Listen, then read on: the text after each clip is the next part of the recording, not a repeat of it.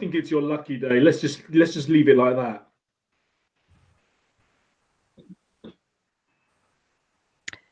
Okay, Chairman, we're now live and we can start the meeting. Thank you. Thank you. Good evening, everybody. Welcome to a virtual meeting this evening of the Corporate Services, Commerce and Communities Policy Overview Committee here at the London Borough of Hillingdon. This virtual meeting is also being broadcast simultaneously on the Council's YouTube channel, which is Hillingdon London. My name is Councillor Mills and I'm the chairman of this evening's meeting. A key role of this committee is to monitor the performance of local public services within our remit and hold in-depth reviews of topics of resident interest. We engage with a range of external witnesses in our activity, which can include community groups, residents, and subject matter experts. Where we identify areas for change or improvement, we make these recommendations to the decision-making cabinet. For those of you present during the meeting and intending to speak, please note that you will be filmed and statements you make will be recorded and made public. Just before we start, some online housekeeping for everyone present, please. Please ensure that any mobile phones around you are turned off or on silent. For those of you wearing a headset, please ensure that the microphone is away from your mouth to avoid noise and interference. Please keep your microphone muted when not speaking and then unmute when called to speak. And if only one person can speak at a time, that would be helpful. And I, as chairman, will call you to speak. I will also allow you a supplementary question before moving to another member to ensure all those wishing to speak have equal opportunity. Before we move on to the formal agenda, I'd like to do a roll call of everyone present to confirm your attendance, please. So please indicate you are present when I say your name. Councillor Vanessa Harangi. Present. Councillor Wayne Bridges. Good evening, Chairman. I'm present. Councillor Nicola Brightman. Good evening, Chairman. I'm present. Councillor Alan Deville. Good evening, Chairman. I'm present. Councillor Farhad Chubadar. Good evening, Chairman. I'm present. Councillor Jazz Dillon.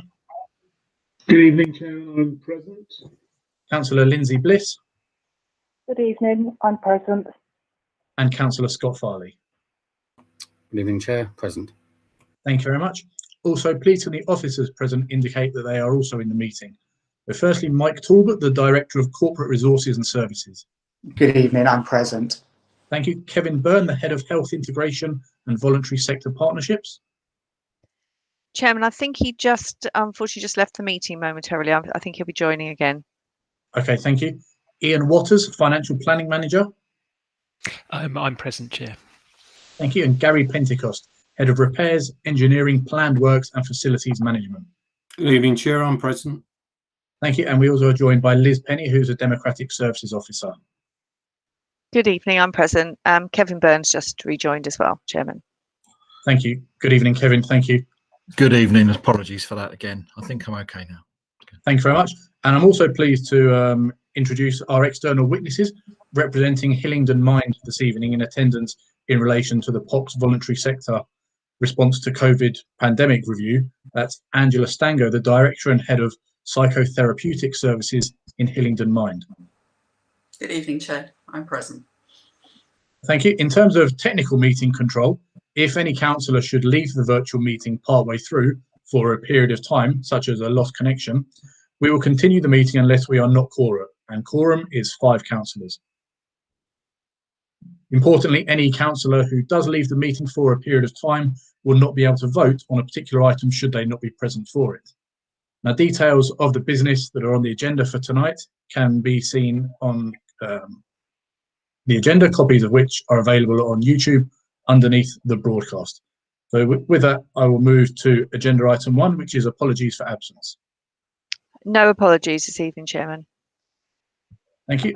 Agenda item 2 is any declarations of interest coming before us this evening. Councillor Farley. Thank you, Chair. It's item number 6 on the budget proposals. It's just non-pecuniary in the context that I was substituting on the Respot committee last week. Thank you. Oh, and sorry, I fed into that meeting. Thank you. Okay, thank you. Agenda item 3, minutes of the meeting held on the 12th of January 2021. Unless I see anyone raise a hand or wish to speak, can we take those as agreed? Councillor Farley, you have a hand? Sorry, yeah, thank you. It's a minor thing. I believe that Officer Zubin Reiter was in attendance at that meeting. He's not listed on the present list. And also a minor thing, his name is spelt incorrectly in the minutes. But it was just I recall he was in the meeting, but I just couldn't see him listed. Thank you. Sorry, just for clarity, I didn't hear the beginning. Which officer did we say? It's not a council officer, from the police. Oh, Inspector Reiter. Yeah, I believe he was in attendance at the committee meeting. I can't see his name listed. Okay. I say his. Yeah, fine. That's fair. I think we can make an amendment to that, Liz, if that's okay, to include him. Yes, of course. Yes, apologies for that. I'll make sure that's rectified. Thank you for pointing it out. Thank you for that. Agenda item 4 is exclusion of press and public. So tonight, the majority of items are in part 1, but we do have one item that is in part 2 that will be heard at the end of the meeting, and in advance of that meeting, Democratic Services will end the stream so that it is only councillors and officers who are present for it. So with that will bring us to agenda item 5, which is review D, so our 4th session in the major review that we're doing in terms of the voluntary sector's response to the COVID-19 pandemic. So as mentioned in the introductions, pleased to be joined by Angela this evening from Hillingdon Mind. Angela, I believe you have a presentation that you would like to share with us. And then if I can ask you to go through that, and then we will take questions from members at the end, if that's okay. Thank you. You are currently on mute, but I'll hand over. Thank you. As per normal. Okay. Let me just try and see if I can bring this presentation up. 1 second.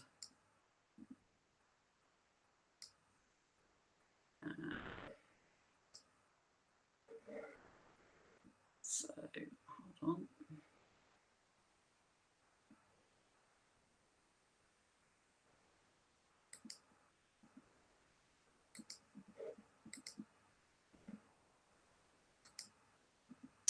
Right, hopefully you can see all of that. Yep, that looks good. Thank you very much. Good. Okay, that's good. Right. Okay.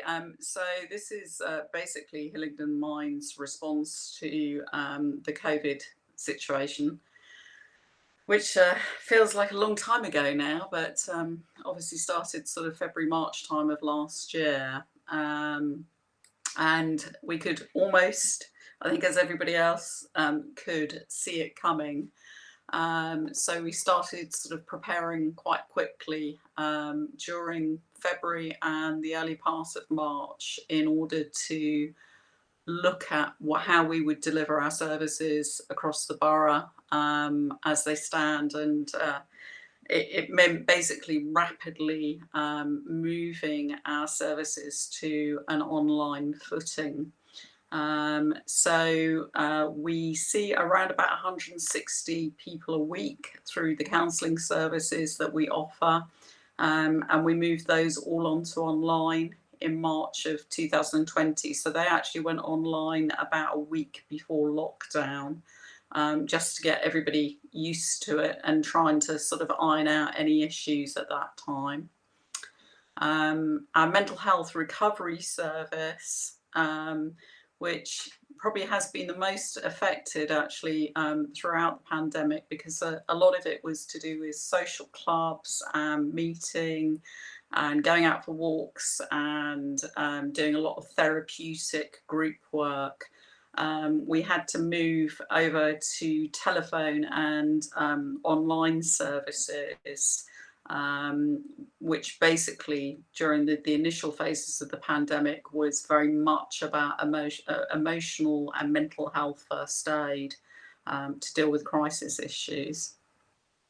And that leads on to my next point, which is that we brought in this mental health care calling and crisis response calling service in March. We'd identified the key individuals that had really high risk factors around their mental health. and that was around about 160 people that we highlighted as what we thought were high risk clients that we started to call on a regular basis. We also introduced a food and medicine delivery service where me and one of my colleagues went out and actually delivered food and medicine to people. And this was kind of because at the beginning of lockdown, not all the wheels were in motion properly to ensure that people were getting food or were getting their medication. So things like antipsychotic medication and other sort of antidepressant medication, we went out and got and delivered to people. We ensured that all staff were provided PCs, iPads and remote connection prior to lockdowns so that we could enable that initial phase of home working. And that wasn't meant to happen, so let's try that again. Let's go like that. So let me just make sure I'm on the right page. Yes, I am. Okay, so this is what really happened over this period of time. So over the last 9 months, really, these stats are for. So we had demand for counselling services went up by 157%. A demand for the mental health support and advice service went up by 346%. And under the carers contract, which is we working in basically collaboration and providing psychological services for the Carers Trust and for Harlington Hospice. And specifically under the carers contract, we saw a 150% rise in increase for requests for psychological support. So those were our big sort of like hits. And realistically wise for us, that put a huge amount of pressure onto our recovery team, which our recovery team is actually made up of 2.5 individuals, full-time support workers, and then myself on top, so that takes up to 3.5. The counselling team is basically 2 posts, but we have around about 100 volunteer counsellors that work in that area. So actually counselling could cope much more with the demand, where the mental health support service, because we weren't running large groups and we were providing more one-to-one support, got hit quite hard throughout this period of time. Hopefully I can get this to move again. Let's have a look. So there you go. All right, so to address the increase in demand, we applied for funding to the CCG, and the Mental Health Commissioner at that stage was Paula Arnell, who was absolutely fantastic, I have to say, because we had a massive backlog in people waiting for counselling. So the CCG gave us funds so that we could provide 40 additional free counselling spaces for a period of 3 months, and that was introduced in August and was delivered within the 3 months. Those 40 places got sucked up really quickly. We also applied to the big lottery to provide free key worker counselling for anyone who was classed as a key worker, and that mainly at the moment has been NHS workers coming to us for 20 clients. That was introduced in August, and I think we've delivered about 17 of those services to clients, 17 clients. So we've got sort of 3 clients left on that role at the moment. We also applied to the postcode lottery and the big lottery to use existing grant funds to address IT poverty. We had a lot of problems at the beginning of the year with people not having access to IT. So some of the previous projects that we'd applied for, which were around ecotherapy, we asked the postcode lottery and the big lottery if we could use that money in order to buy people tablets. So we bought 20 tablets and managed to get people online. We also dealt with issues around food poverty and emergency funding for vulnerable clients. So some people were really struggling around getting food parcels, or they were slipping through the net of not getting food parcels because the doctors hadn't provided them certification to say that they should be on the list.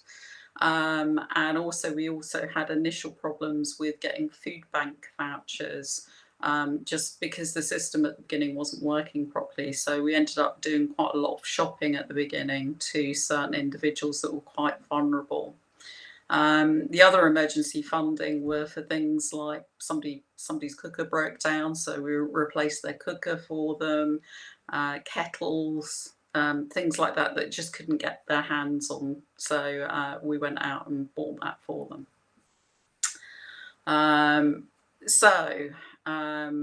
From September of this, or last year I should say, we've also utilised our own reserves to fund additional qualified bank staff to run online activities such as creative writing, art psychotherapy and movement therapy. Now, these would normally have been run by our own staff, but because we've poured so much of our own resources or our own staff into actually dealing with the emotional kind of mental health first aid and support, we've had to bring additional people on board to actually run what these would have been our normal services. So this is our current group schedule that we're actually running, which is run by a group of staff, volunteers and some paid staff as well. So these groups are all online except for the wellbeing walk, because we just haven't got around to sort of trying to sort out the wellbeing walk online and carrying a camera with us. And we've been doing that in small groups so far. Mainly because there's a whole issue about taking groups out into public areas at the moment and being challenged about why is there more than a couple of you going out. And we didn't want to wear our high-vis jackets that said Hillingdon Mind on them, because that kind of, basically made it quite clear what group of people we were with, and we didn't want to do that. We didn't want to bring attention to that. So these groups that we're working with at the moment are all really going really well, I have to say, and may well live on after the pandemic has finished, because it allows people to just come online and get access without actually having to go somewhere. So we found actually this has been one of the benefits of this situation actually happening, that people have adapted better than we thought they would. So the trends that we've had a large increase in first-time users of Mind services for mild to moderate mental health issues. So this is people that have never come across Mind's books before. They haven't been discharged from a psychiatric unit or from sort of primary care settings. They're literally just coming to us for the first time saying, I can't cope, I have a high level of anxiety, I'm starting to feel depressed, I'm starting to feel lonely. And that's a lot of the care calling that we're initially doing, and we're inviting them to things like our quiz nights and gardening groups all online to try and get them to be doing something other than watching Netflix and feeling miserable. We've also had an increase in suicidal ideation within what's called the SMI group. And now this is the severe mental illness group. So these are the groups of people that have normally interacted with psychiatric services. They've got a diagnosed mental health disorder, and we've had to spend quite a bit of time in dealing with crises during this period of time, which ebbs and flows actually depending on what is going on in the media at the time. We've had an increase in suicide completion, unfortunately, which has been incredibly sad for us, because as an organisation certainly while I've been involved with Mind, none of our clients had actually completed suicide. And in the last 6 months, we've had one of our clients complete suicide, and we've had to deal with 4 post-vention suicide situations with families. We've also had an increase in safeguarding referrals. We would normally have 1 or 2 safeguarding referrals a year. And at the moment, we're reporting around about 4 every quarter at the moment, through to our colleagues in social services. So, future predictions. I'm not going to quote all of this, but this is basically, this has come from the Health Foundation when they were doing a review of what's happened around pandemics in the past. But they're linking sort of, a number of issues that are going to feed in to a declining period of mental health for people, which they're expecting to go on, far longer than just when the pandemic stops. So we'll talk about that just a little bit in a minute, but these are all of the issues that sort of like play into it. So, it's highly likely that we're going to go into a recession, and as a result of that, you would normally associate anything around a recession with a degree of poor mental health. So we've got people that are feeling very anxious about their jobs. They're also anxious about COVID. We've had a number of people that have been bereaved through COVID, or they've had COVID themselves and been quite scared about that experience. And as the Mental Health Commissioner keeps on saying to me, the NHS is expecting a tsunami of mental health cases to be hitting their services in the next year. So our future pressures, and I'll tell you why I've got the picture of me on there in a minute. Further lockdowns, just because we've got this issue with people feeling like they're just coming out of a lockdown and then going back into one. This particular lockdown at Christmas time seems to have impacted the health of our clients in almost a bigger way than the first one did, actually. I think people felt fairly safe last time and that it would come to an end. So going into a second lockdown seems to have actually, created a bigger level of anxiety. And I suspect also, if I'm being really honest about it, that a number of our clients also suffer from SAD, which is seasonal affective disorder. And, they would normally have a lowering of their mental health or a deterioration in their mental health between December, and it normally goes on to March time. So getting clients to be vaccinated is a big push for us. So the whole team has been vaccinated because we're still doing frontline work. And one of the reasons that we've taken the photo is that there is a lot of conspiracy theories going around with our clients about what the vaccine includes and what might happen to you if you're vaccinated. So we're sending out a big piece of work around our team have been vaccinated and we've all been pretty okay about it. And also actually asking people to visit their doctors for a medical to be completed. So anybody with a serious mental health illness should have a medical once a year to look at, not only their mental health, but their physical health as well, because there's a lot of comorbidity between mental health issues and physical health issues. And what we're finding at the moment, and we've been tasked by the CCG to help them and the GPs to try and get clients to re-engage with their GPs to go for medicals. So we've also got the issues of coming out of lockdown that it's going to be an issue in itself. You would have thought everybody would be rejoicing coming out of lockdown.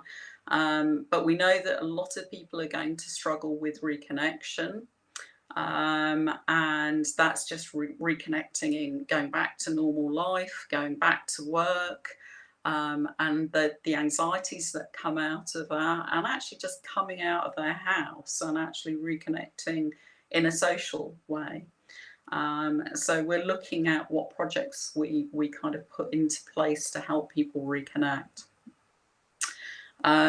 We're also looking at post-lockdown mental health issues such as trauma, bereavement, anxiety and depression. I'm expecting our bereavement service that we run for the hospice, which is actually a general adult bereavement service. You don't need to have been in the hospice to get that counselling service to start going up once we're out of lockdown. We're also looking at frontline and key worker mental health support and an increase in deterioration of mental health due to the economic climate. So those are our future pressures. We're looking at Mind's capacity to meet the increase in demand by speaking to current funders about capacity issues to explore how they can be addressed. We have 2 bids in at the moment. One's the big lottery and one's City Bridge Trust for grants to increase capacity in providing advice and advocacy workers, because we can see that immediately that we've got problems with providing advice. We don't have enough staff and we don't have an advocacy service as it stands at the moment. So we're requesting funding from both of those sources for 4 positions so that we can booster our services that way. We're also discussing with CNWL new innovative ways of delivering mental health services. So I'm co-chairing with Alistair Penman, who is the lead on CNWL mental health services in the borough, an idea of having a mental health one-stop shop where people can come in and have the counselling, get the key working and possibly have their medicals all done in one area. And we're also looking at developing webinars to provide mental health advice, because it just allows us to access a greater amount of the population to give them advice on things like anxiety, stress, OCD, those sorts of issues. And that's it. You can always contact me for anything further, but I'll come out of this so that I can come back to you and ask you if you have any questions for me. There you go. Hopefully this is going to work. There you go. There we go. Thanks very much, Angela. Very informative. Thank you. Open this up to members. Councillor Brightman, I see you indicated first, and then we'll go to Councillor Dillon. Thank you, Chairman. Angela, I noticed you were saying there was difficulty taking your group out as a group for walking. Yeah. Have you considered maybe teaming up with somebody like Hillingdon litter pickers? So they're ostensibly out collecting litter, but they're still getting the benefit of the fresh air and feeling like they're doing something constructive. We have thought about that. Unfortunately, one particular group that we really take out on a regular basis, which is what we call our forest therapy group. They have a specific set of needs that we have to monitor them quite closely when they're out and about, making sure that they're safe, basically. And without being sort of like strange about it, we have to provide a lot of emotional support to them whilst they're out, because they can have anxiety attacks while they're out. So I've been trying to find a way of doing that, but do it with a group of people that aren't going to suddenly look at them as if to say, "What are you doing?" And actually putting more pressure on them. So I mean, my feeling is that the sooner that we can see some of the probably some of the most vulnerable people will actually have their vaccinations done sooner, because they have comorbidity. They have heart problems, liver problems, obesity, those types of issues. the sooner that we can get them back out walking and into nature, the better, to be honest. Okay, thank you. Councillor Dillon. Thank you, Mr. Chairman. Hi, Angela. Just like to start off by thanking you all for all your hard work that you're doing. I think it means a lot to everybody, and it's fantastic. When you start with something like the pandemic and mental health, you acknowledge that this issue is not going to go away as we enter into well, there's going to probably be an endemic situation with this virus. How can we as a council help your service, and in particular, will you be joining up with other smaller groups who can reach out to more people as this as this illness almost starts to rear its ugly head, and that tsunami that's talked of is more pronounced, and you guys as Hillingdon Mind are overwhelmed by it?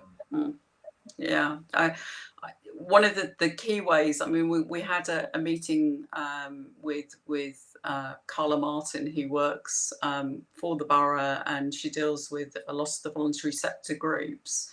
So we're doing a lot of community collaboration at the moment with charities, suggesting that we're lucky that we're going to run some mental health first aid courses so that we can start training up people in charities and churches and those kind of community environments to be able to spot early some of the issues that might start coming up, because early intervention is everything. If we can get into people and start working with them at an earlier stage, then it stops this whole pressure that there is on psychiatric units and the frontline mental health services. So that it's almost like vital that we do early intervention, because we know at the moment there's about 6 people waiting for every bed at Riverside psychiatric unit.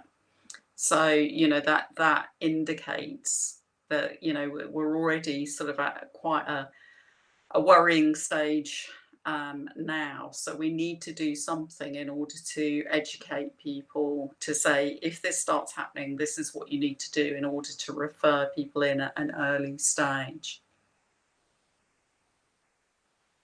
Thank you. Councillor Dillon, did you wish to follow up on that? I do. Just maybe something for you guys to look at. Would GP practices are probably going to be the first point of call for some of these people, and early intervention, as you say, early intervention, anything is always important. Making our receptionists in these GP practices, giving them some training, would that be an idea of sort of help identify these early indications? Yeah, we've talked to Stephen Vaughan Smith, who is the kind of like head of the GP Federation. So he's sitting on the mental health group that we're kind of part of. So there's the mental health commissioner, the GP, head of the GPs, and ourselves, and the head of IAPT are all trying to work together to try and come up with solutions of what do we do. Realistically wise, when most people come through the doors at their doctors, doctors haven't got very much time to spend with people. And so what we know is that the human connection and that interaction with other human beings is kind of crucial. So it's great if we can get receptionists to recognise it, but actually what we need is actually people in the general public, in all of these different community organisations, to be trained up as well to see it, and to maybe do early interventions. Thank you. Thank you. Councillor Harangi, followed by Councillor Farley. Can I just check that you can hear me first? Yes, I can. Great. Firstly, just to echo what Councillor Dillon said, great work. I mean, it's been a tough time, and that's a lot of things that you guys have done. I have 2 questions. You mentioned the classes that you're running. You would certainly look to continue to do that. looking back, what are the things that you would look at and think, okay, we could carry on doing that, or we would carry on doing that, and what would you do differently? So that's question number one. And question number two, in the last year, we've had to move so many things online, teaching online, meetings online, and there's been little trading for that. We've just moved everything. And sometimes it doesn't always work that way. I mean, teaching face-to-face and teaching online are two different things. And how have the staff found it, and what have you done? Well, we found it particularly difficult because we had a whole program booked of mental health first aid courses last year. And that meant that we couldn't deliver on that program, which it was a real shame, because we would have probably had about 160 new mental health first aiders trained up in the community if we'd managed to deliver. So that was disappointing, but unfortunately the people that deliver it were also providing, the emergency support on the telephone lines. So we just kind of had to swap it over. If I'm saying, how are we realistically wise? I think we're all fairly exhausted with it all, to be honest, because of capacity more than anything else. My feeling is that a lot of issues around mental health have to be done in person, because part of the deterioration in mental health is isolation. So we often spot, when, some of our clients are becoming really ill because they don't turn up to things. And, this, one of the big pushes that we're going to have at the end of all of this is actually getting people back out of their houses, because it's almost like they've gone into fortress mentality. So a lot of the groups that we want to get back on, I think we need to have a bit of a blend, because some of the things like, doing a quiz night and a coffee and a chat night have gone down really, really well online. But doing things like, doing the forest therapy, doing art therapy, doing stuff where you're interacting with people. So some of the social groups need to go back live. And also, the other part of that is you're very limited with the size of group on Zoom. Where when we're running the social clubs, we will be working with 30 or 40 people a night. So, and we've suddenly gone down to sort of like 10, 12, just because of you can't get everybody on, and people, just can't interact properly. So you don't have the same degree of peer support that you would have if you had a very large group of people working together. Did that answer everything? Yes, and apologies, I missed the first bit of your answer. My other half was using the broadband, so I should go and tell him off to get off. So sorry about that. That's okay. But yes, so that did well. So at the moment, is there a plan to work on to get people out of the house? Have you started to start thinking about that? No, I think that there's going to be an awful lot of persuasion and door knocking from our point of view. We did a lot of home visits before Christmas to people that were vulnerable, doorstep visits. And my suspicion is that we're probably going to have to go through the same process again to encourage people to come out. And we're looking, one of the things that I probably will be doing is some sort of a joint event when it's safe to do so, just to try and pull people together. So yeah, we will look at how we can do that, but it's going to need some targeted intervention in some cases. Thank you. Councillor Farley. Thank you, Chair. I just have a couple of questions I'd like to ask. One, in your presentation, I think you talk about carers and the support, because they're looking after vulnerable people, and with young carers as well. Carers these days, some of them are school age and younger. So with the challenges that they face of caring for them, how are they able to, what support is being able for them to engage with services that you're offering? Is one question I'd like some more information on, please. And second of all, with some communities in the borough, there's a stigma with mental health. What you're able to do, what support you would like that potentially could be offered by the council or otherwise to overcome those challenges of that stigma. Thank you. Okay. All right. So the piece of work that is funded through the Carers Trust is for carers of people with a mental health problem. Okay.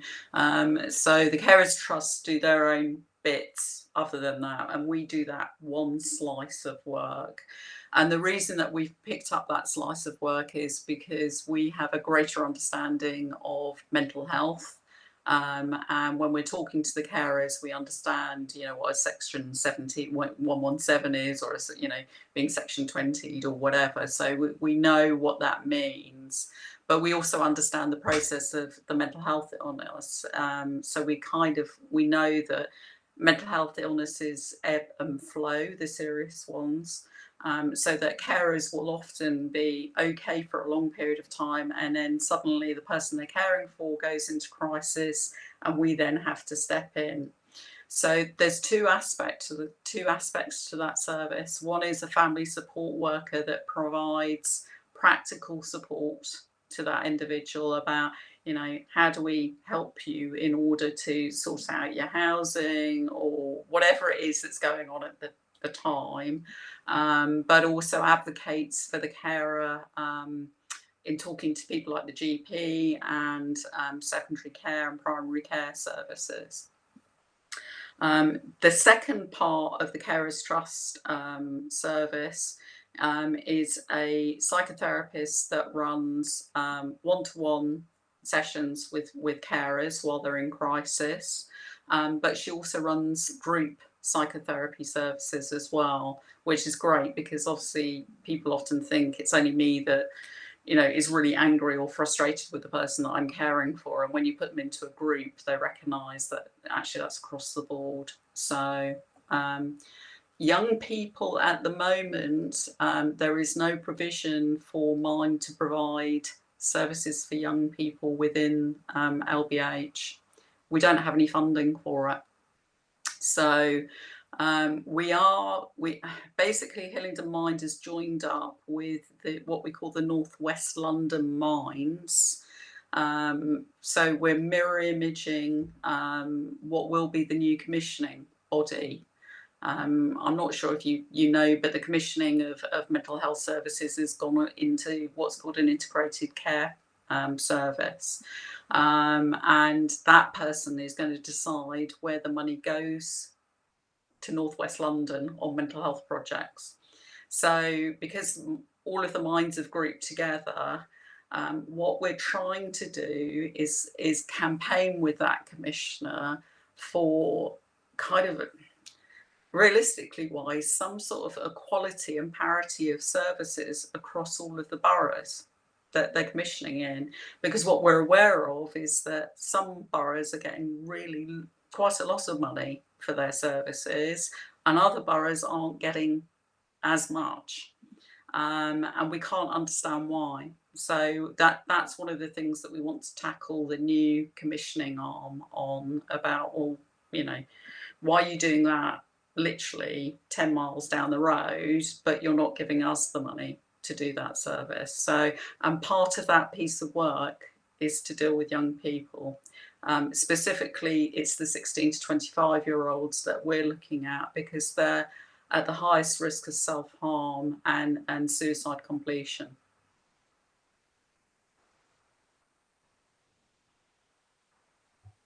Councillor Farley, did you wish to follow up on that? Oh, thank you. I just wrote about the other element was about the stigma with certain communities with that mental health. Thank you. Sorry, yeah. So we have two projects and a project worker that works with both of the projects. They're both funded by LBH. One is the Somali Outreach Project and the other one is an Asian women's project. Those have been going for quite a few years actually now. I have to be honest with you, the Asian Support Project always seems to work better than the Somalian Outreach Project. We have real problems in accessing the Somalian community. Even when we had our own Somalian worker working with us, it didn't seem to matter what we did to try and approach issues around mental health. It was, you know, we're having kind of like throwback, you know, of it's a religious matter, and actually it's something that the imam should be dealing with and not an outsider group. We've just been in contact with somebody called Somaliland, which is a group, as far as I'm aware, in Hayes, to look at is there anything else that we can do to actually access that you know, that target group for mental health. Yeah, thank you. I mean, that's interesting. And Somalis and Somalilanders are different groups. Yeah. So you know, it's not always clear to some people. No, so many different tribes, isn't it? I think yeah. that's the issue. So that is interesting. So are you sort of reaching out then to imams in the community to try and sort of overcome that? And what's the response you're getting there? Thank you. They've been quite responsive, but we don't seem to get any follow-up from it. So that's one of the biggest issues. You know, and certainly my predecessor had the same issue, that they would speak to the imams and, you know, do mental health awareness with the imams and some of the key leaders of the communities, but we just weren't getting anything sort of like fed back. I mean, I know it's not just us as a charity, because we know that the NHS and the IAPT service are having the same problems. So I'm not sure how we're going to deal with it longer term. And certainly my impression is at the moment that we need to be talking to IAPT about, you know, how can we get a piece of work commissioned around either, you know, as some sort of specialised project to be able to get in and help that community. Thank you. Okay. Thank you. Councillor Tubadar, you indicated, and then we'll come back to Councillor Dillon. Good evening, all. You have actually answered some of the points I was going to raise in answer to other councillors. I would like to thank you for all the hard work you've been carrying out.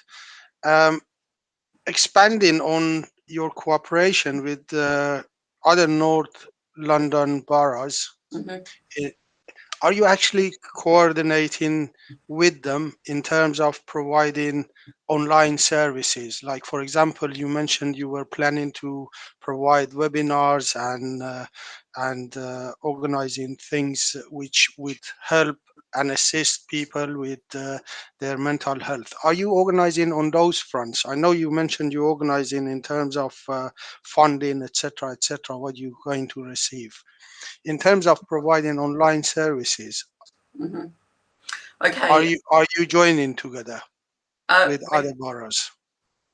With other minds at the moment? Yeah. Okay. So Minds, I don't know if you're all aware of this. Minds work as a franchise.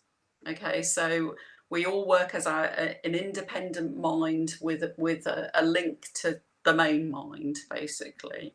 And there's always been something that is written into our agreements that means that we are not allowed to work outside of our geographical areas. So Hillingdon Mind is not allowed to work in, you know, Hounslow, Ealing, wherever else. That has to go to whatever that local mind is. Now, if you're asking me if I'm running a webinar, whether I'm going to check the address of everybody that comes to the webinar, I'm not going to. So if somebody wants to log on to our webinar, they'll be more than welcome to do so, because they're going to be free. And, you know, that's the whole point of them, is to sort of get them on, up and running. My suspicion is that if I speak to the other chief executives of the other boroughs, you know, if I say, look, we're going to run a webinar, and you know, you're more than welcome of you know, publishing and promoting this amongst your own boroughs, they won't have a problem with that.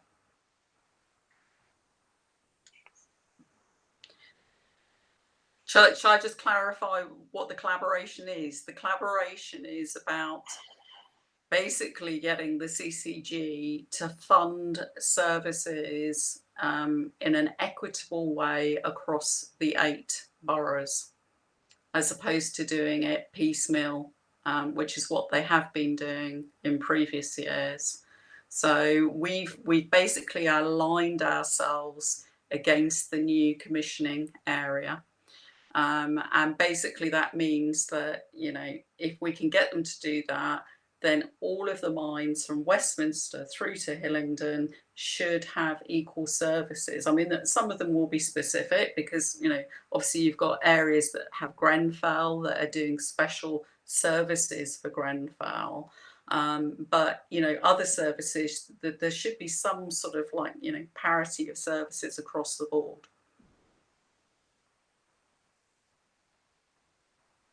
Councillor Thibodeau, was there anything you wish to follow up on that? Not really. The only thing which I could say is, I think, bearing in mind that you going online, you will be able to reach more people, and it would really make common sense for services which are common to everybody. Yeah. Okay, that there is a degree of coordination between at least the North London's CCG supported mind groups.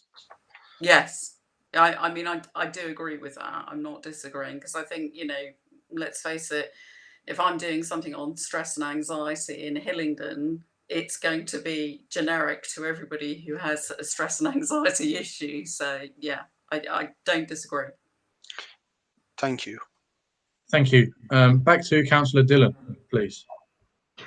Thank you, Mr. Chairman. I've got quite a bit, and so one for Kevin and yourself, then coming on to Angela, if I may.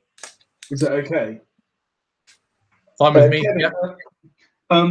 So Angela's talked quite a bit about what they kind of do, and it's trying, going forward, it's trying to get that message out.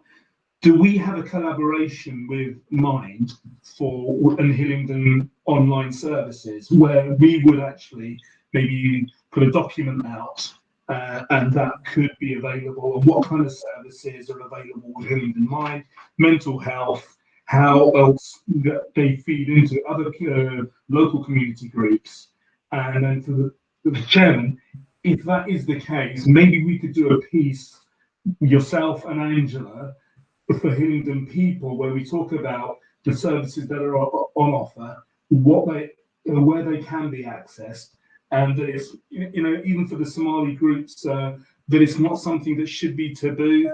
The Asian is working well with Asian women. I mean, that's for you guys to come together and put something together that can feature. But it's about getting the message out, and that it's not particularly. Well, this is only my view. Getting the message out, and it's not something that's to do. A lot of people are going to be facing it, and how we as a community, council, local voluntary groups, and Hillingdon Mind can come together and support everyone.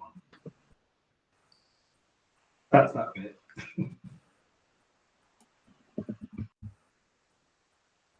So I think as you addressed part of that to me, Councillor Dillon. I think obviously we are working towards building recommendations. At this stage, I think it already makes sense if one of our recommendations to Cabinet would be to promote the whole voluntary sector in relation to COVID. I know obviously Hillingdon People has carried a number of articles around it to date, and they've probably varied over time depending on how the situation is at that moment in time.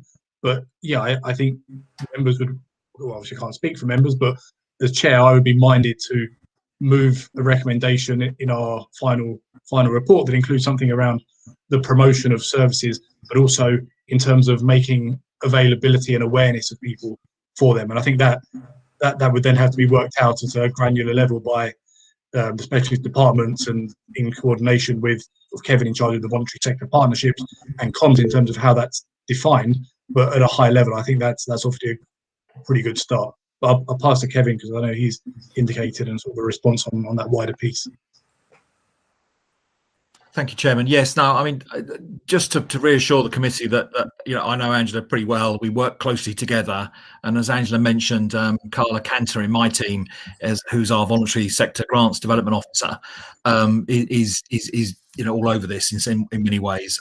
Not least because, as I mentioned to the committee at its last meeting, we have got a small grant from the government to develop community engagement around the COVID issues, and Carla's been working her socks off, frankly, with the rest of the team in trying to develop all sorts of online forums and discussions with all sorts of community groups to talk about the Somali community, the Asian communities more widely, and on faith venues. So and they're going pretty well. I mean, I won't say we've cracked it at all, but there is a lot of interest, and you may have seen some of the videos we've produced with our faith leaders that we've put on our Twitter feeds and such like, and are on YouTube. So there's a lot of activity around trying to promote all of that. Specifically, you mentioned whether we can promote services from Hillingdon Mind, and what I would say is that we know that Hillingdon Mind are an integral part of Hillingdon for All at the moment, and that means that they are then members of what locally is the Hillingdon Health and Care Partnerships, which is, so this is all sounds like quite technical jargon, but there is this what we call an integrated care partnership in the borough, which consists of the voluntary sector, the GPs, the main mental health provider in central northwest London, Middlesex NHS Trust, and the hospital. And of course, the CCGs are now moving to a Northwest London model. So as Angela said, we need to make sure that we are championing the cause of mental health upwards to the Northwest London commissioners. And certainly one of the things that we have said to the Northwest London CCG, which is sort of emerging and will be in place from April, via Councillor Palmer as the cabinet lead, is that we do not wish to see as a local authority any levelling down of provision. We want to, if anything, see levelling up. So that's the point really that we were certainly in tune with Angela on. But so locally, the Integrated Care Partnership is looking at setting up what were called primary care networks at the local level through their GPs, working with the voluntary sector, developing issues around social prescribing and working through the voluntary sector to deliver and contact with the citizens, if you like, through that model. And that is working well. It's something that Hillingdon for All have been able to lead the way on, really, as part of their response. And that's been very important in response to COVID, in that I think having that local knowledge is really important. Because it will differ from area to area, and when we talk about the Somali community or other communities around the borough, what we need to do is to work through the people who know the communities on the ground, and we see that happening already. Absolutely possible to put articles in Hillingdon People. We have a page on the voluntary sector each time. There's no problem with that whatsoever. We can develop that. Always looking for ideas to try and promote things, and if it works, I mean, some I have to say some voluntary sector groups are slightly reticent to put too much in Hillingdon People because it just creates demand in a way that they can't always respond to. So we just need to be a little bit mindful of that. We often put a plug in for more volunteers or donations and such like to try and support that. And finally, just to sort of say that as Angela has set out in her presentation, we are working with her on a number of issues. At its December meeting, and part of the budget setting that you're going to hear about next, I think, Cabinet did agree that we would increase Mind's core grant for next year up to 120k. So that's one move in the right direction. I'm sure we'll need to talk about how we get out of this crisis, which we're still in the middle of, and what needs to be developed moving forward. So I hope that's helpful. No, I appreciate that from both of you. Exactly what I was looking for. So thank you very much. Angela, a couple of things. One would be, what kind of support do you, as Mind, get and your volunteers get in terms of your own mental health? Because it's a particularly challenging time for all of you, and I'm sure you're spending more and more time on it. So what kind of support do you get, as well as your volunteers? We spoke a little bit about demographic, and one area that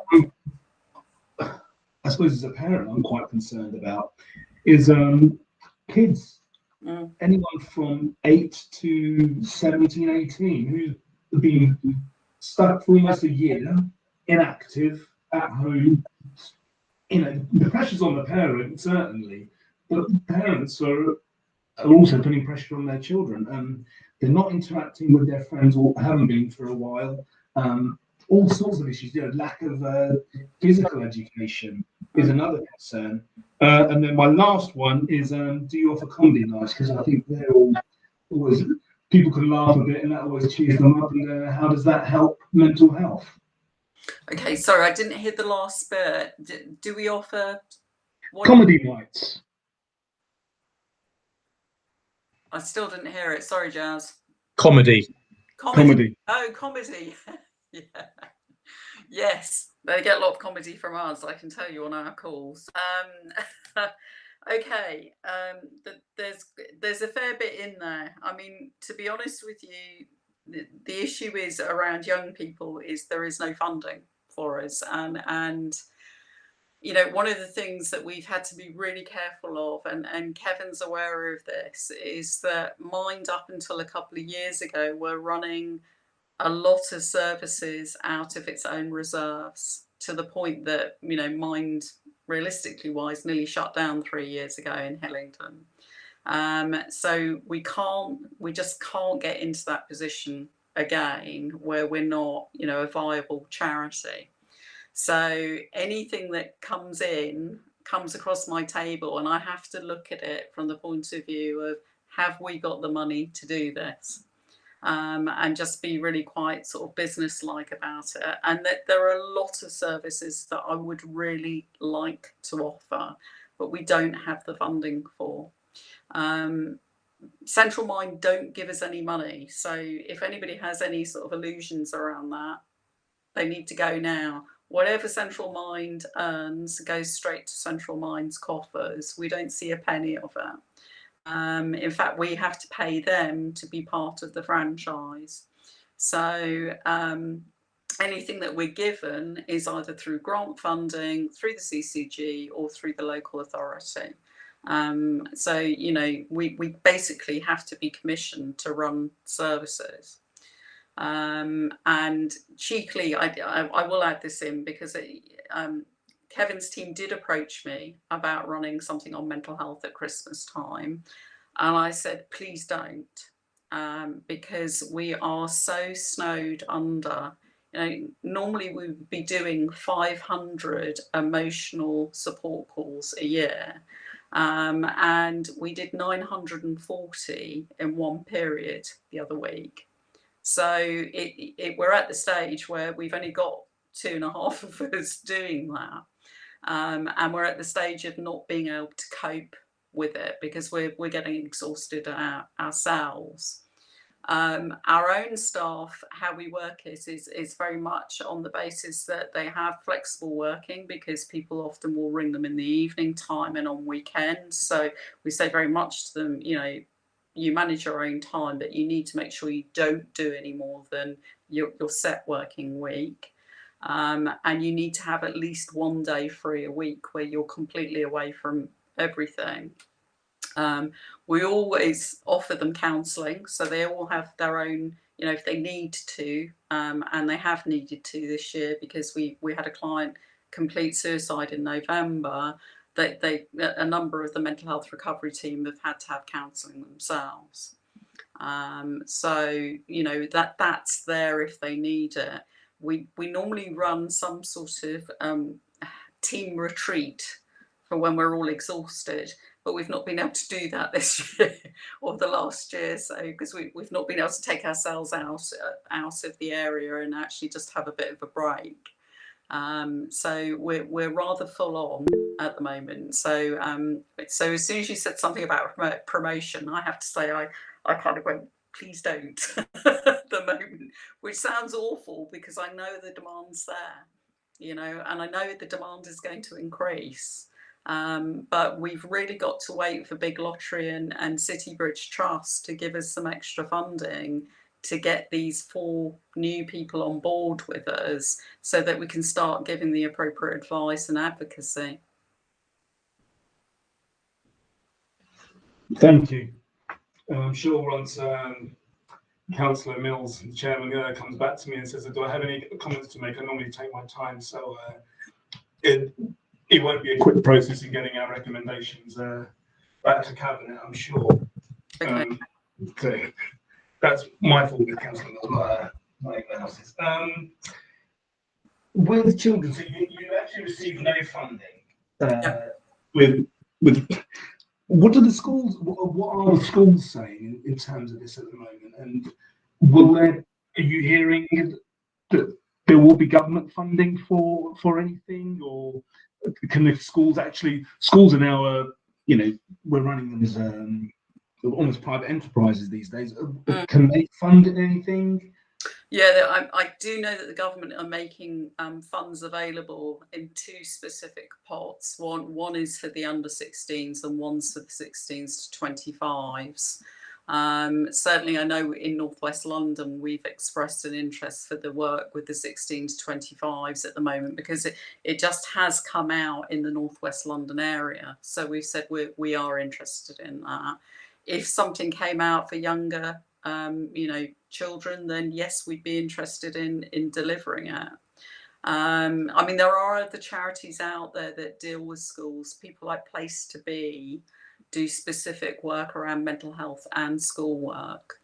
And they've kind of almost like pioneered making sure that there are counsellors in schools. So, that idea that every school should have a counsellor was something that was envisaged prior to the pandemic.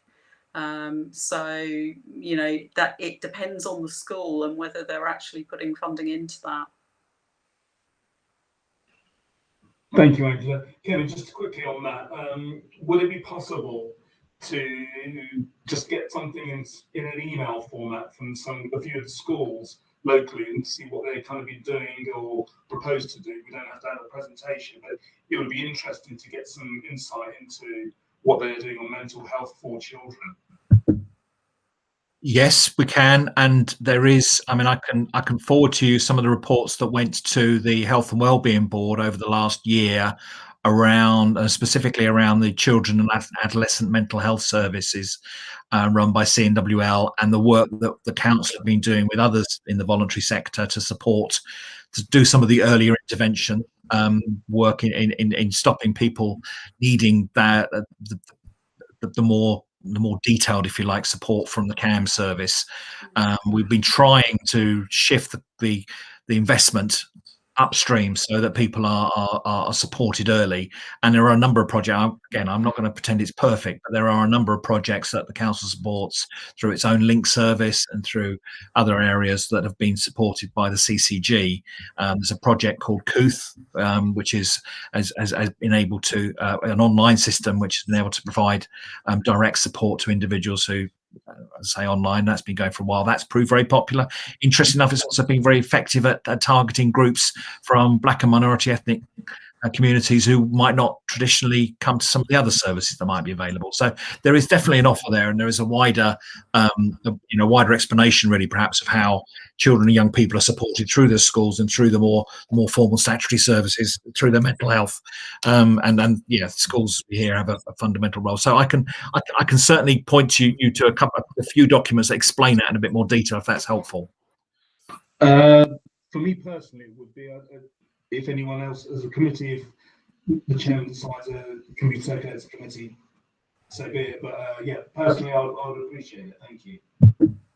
Yeah, I think so. If the document's being circulated, I think if it can go through democratic services, and then Liz can circulate it to the whole committee, if that's all right, then everyone has sight of the same information. I was thinking of published health and wellbeing reports, Chairman. So they'll be online. I'll just show you the links basically, so you can see a little bit more narrative. I'm trying to do this from memory a little bit, but if I check back on those reports, I can point you to the right areas with the right information. Yeah, that's fine. Thank you. Councillor Farley, you indicated, please. Thank you, Chair. Angela, interesting to know about the franchise situation. The website for Hillingdon Mind is under construction. The Mind, the main one, the first thing that hits you is donation. Is that going to be updated to receive donations directly to Hillingdon Mind? It is, yeah. And in fact, what happened, unfortunately, was, and this was horrendous timing. We went to update the website, and our website designer, we just paid out a huge chunk of money, and he got COVID and was really ill with it, which then basically meant that we've got that landing page that you see at the moment with all of the emergency pass on it. And he's literally just come back from being so ill. So we're putting it all together now. There's a couple of bits that will be on it. One is a Just Giving bit, which will go directly to Hillingdon Mind, which is, fantastic. The second bit is that because it's a new website, it means that we can put our webinars on it, and we can also put Mind's videos on it. So there'll be a number of things that are sort of like, accessible all the time to people around education. So all of the leaflets, all of the, the videos that Mind produce, they'll all be put onto that website. And the idea is that, longer term that, you'll be able to book training with us through that as well. So, it's going to be a different beast from the last Mind website is all I will say. We're ploughing an awful lot of money into it. Fingers crossed it will be up and running for April. But that was going to be my next question. Thank you very much. As long as he doesn't get ill again. Okay, I don't see anyone else indicating. Happy to have a final look around, but no further indications. So Angela, thank you very much for your time this evening. Thank you for the presentation. And just to build on, I guess, the earlier comment from Councillor Dillon, thank you to you and all of your staff and colleagues for all the work that you've done previously, obviously through the pandemic and ongoing. So thank you for your work and your time this evening. Okay, thank you for your time. Thank you. Good night. Bye-bye.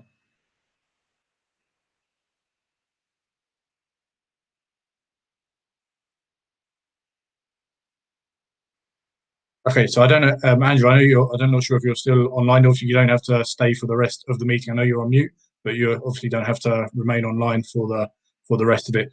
I guess where I just wanted to try and cover off now, we've heard from a number of partners within the voluntary sector, but what I think would be really useful is to hear from Kevin and Mike from the council's perspective, sort of independent of the voluntary sector, particularly in terms of how we got started and how we ultimately help the voluntary sector sort things out at the beginning. I think one of the things that's become apparent from each of the parties when they've spoken to us is that they've obviously had to adapt over a short period of time. And I know that the council provided an element of guidance and ownership around that. And I almost noted from a comment Angela made tonight that she from Mind, they were involved in delivering food to people. But obviously last week we spoke to Food Bank. So there was probably an element of cross work going on, a number of people trying to do the same things potentially for the same people or recipients.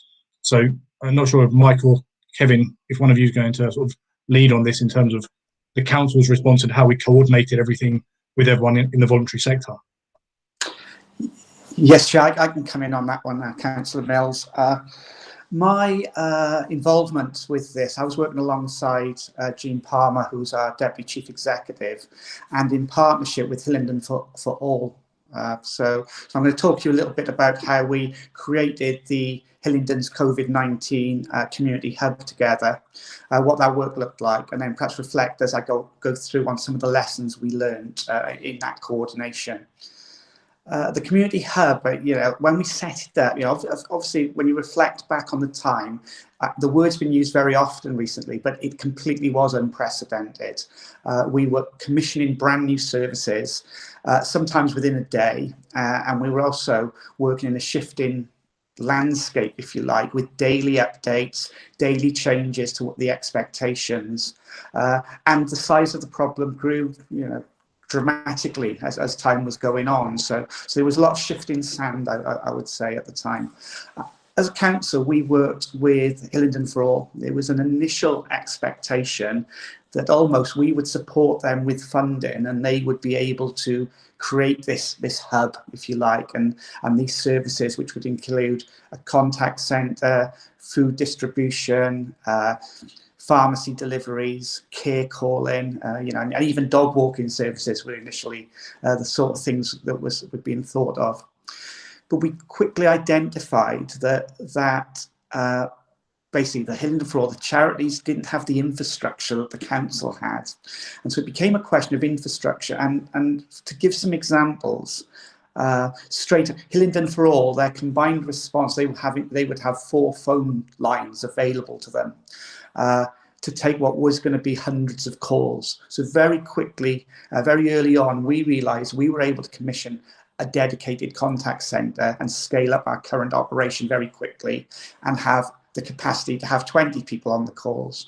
So it very quickly moved into what was the infrastructure that the council already had, and thus it would become better for us to do. So some other things that became very clear. We had ICT resources to bring in new systems, simple things like being able to go to supermarkets and purchase things on purchase cards. The council had that ability, and I was attending one of the big supermarkets 2 or 3 times a week and spending thousands of pounds at every visit, and using our own vans to deliver 3 full vans of food into the food centre, and so it was that ability, that infrastructure. So I think the early lessons were, we know what we're very good at around logistics, and to use, for us to do that and ask for the charities to work more with the volunteers that were coming forward, coordinate those, and then also concentrate on their core charity business. So I think that was what we saw. And if I give you some examples of the volumes, we had an NHS shielding list being presented to us in quite ad hoc. You'd have an update a couple of times a week. But in the end, we had 17,000 residents on this shielding list that we went out and contacted. So the council had that scalability where I don't think the partners in the charity sector did. So that's kind of how we coordinated, really.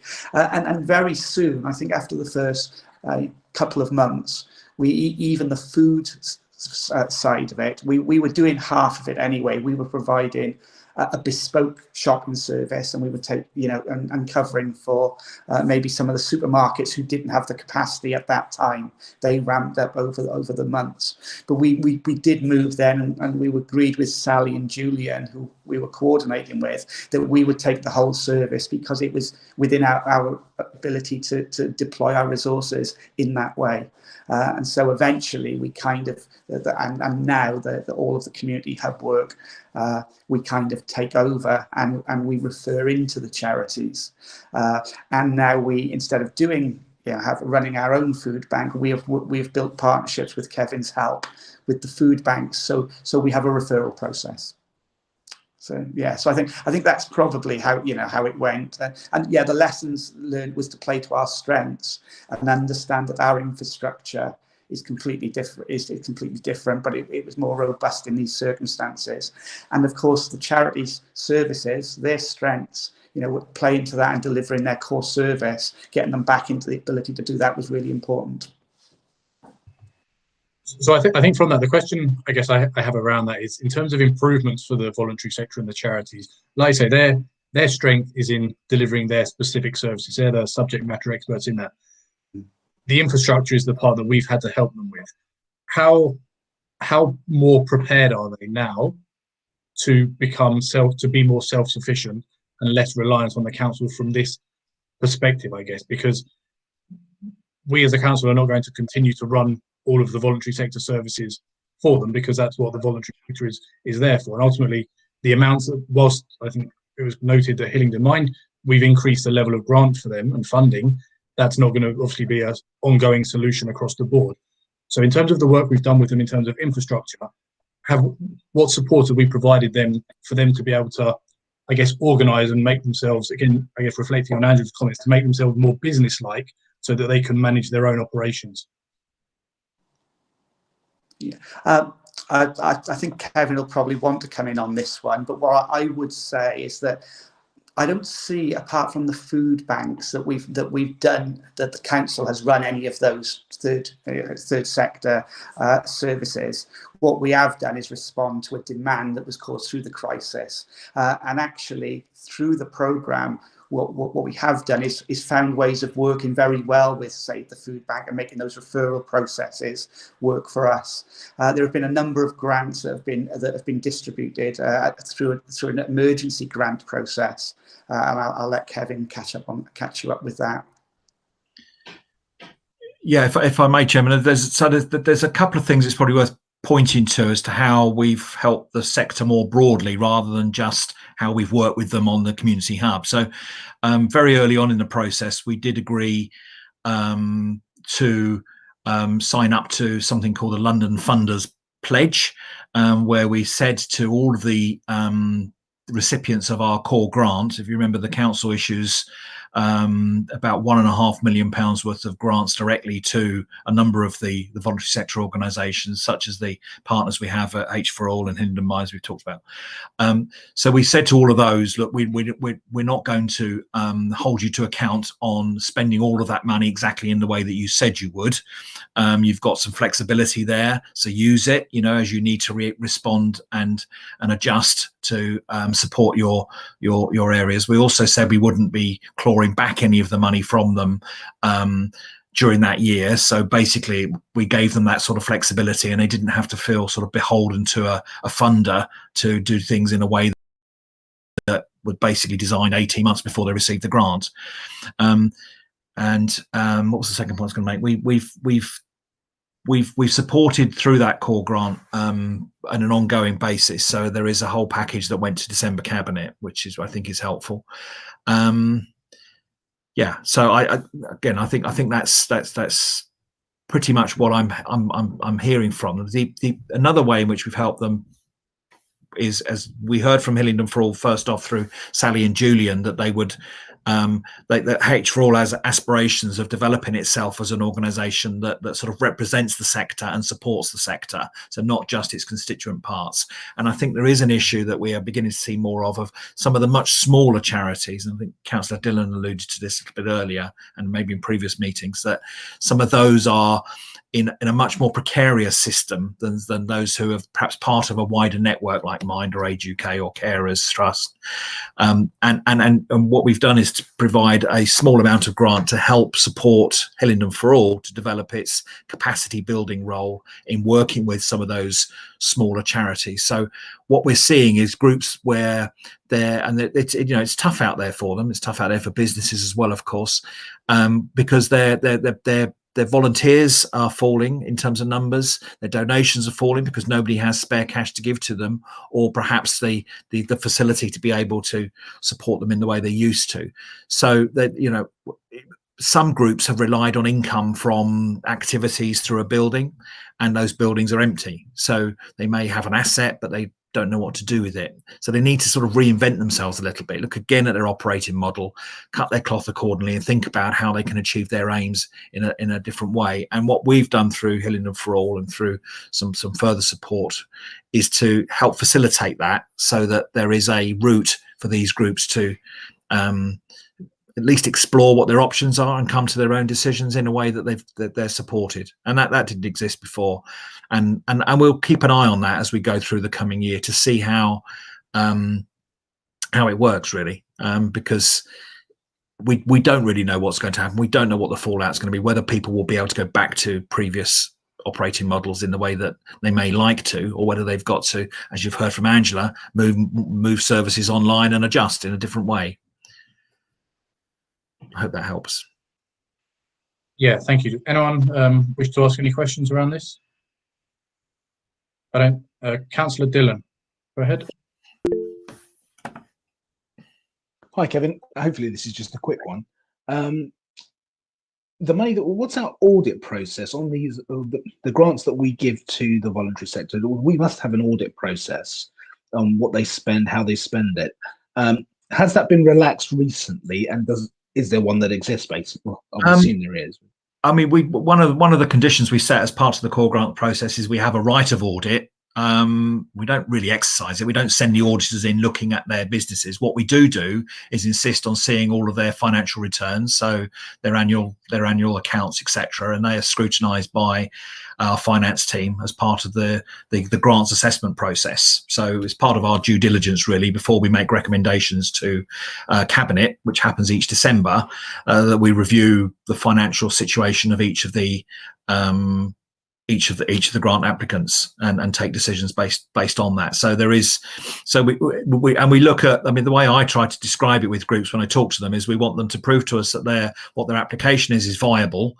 Are they asking for something that is clearly needed, will be funded from within the model that they're designing, and is it sustainable? How is this going to work? So are they going to use the core grant that the local authority might offer to lever in further support from the sort of organisations? Again, you heard from Angela, very good example, really, where they're looking to City Bridge Trust and the National Lottery and others to support the money that we've given them some core capacity to help pitch for. And you heard the same from the other partners in Hillingdon for All. I think they presented a pretty good summary of the money they've been able to lever in. That's a key sort of objective and it's one of the ways in which we measure the success of the grants programme.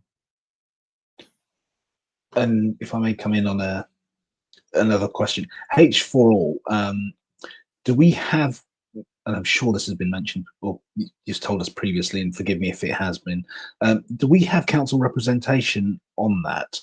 A voluntary group, or do councillors actually sit as representatives in those groups?